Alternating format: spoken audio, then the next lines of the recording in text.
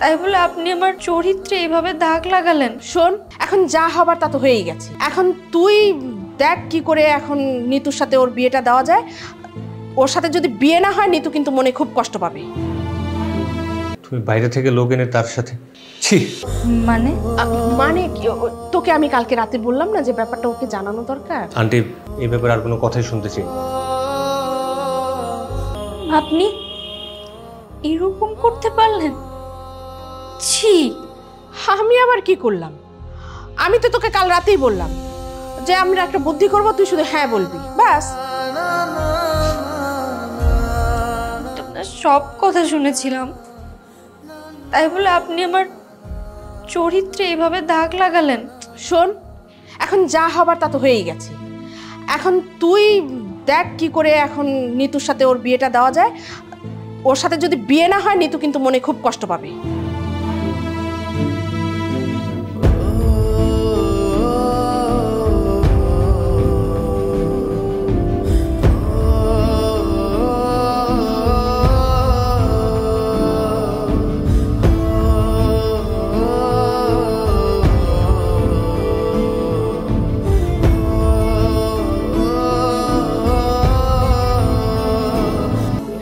ইচ্ছে করেই ওর বিয়েটা ভেঙে দিচ্ছিস।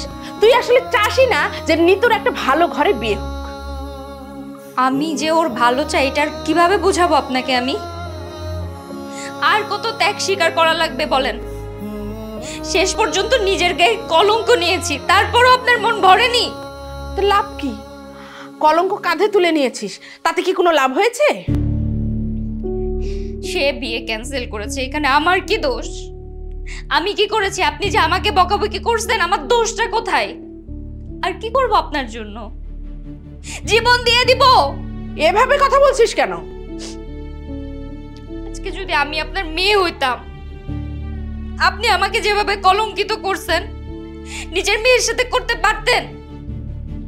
আজকে যদি আমার মা বেঁচে থাকতো, কখনো আমার সাথে এরকম করতে পারতো? আমি আজকে আপনার মেয়ে না বলে আপনি আমাকে কলঙ্কিত করছেন।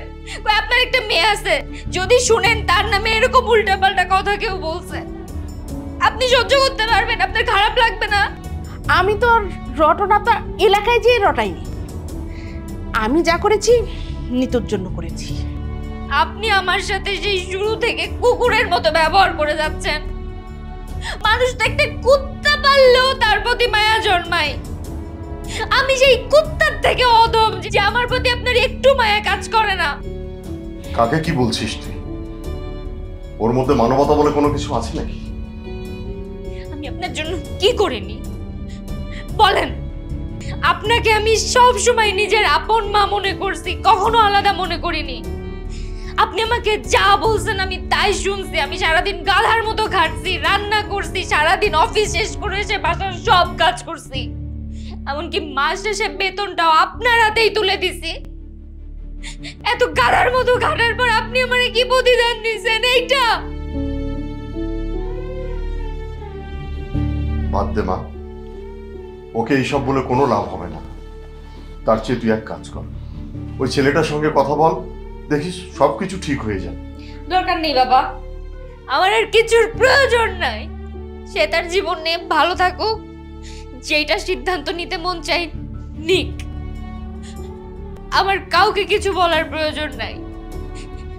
আমার জীবনটাই এরকম, আমার ভাগ্যটাই এরকম, আমার কাউকে কিছু বলার নাই।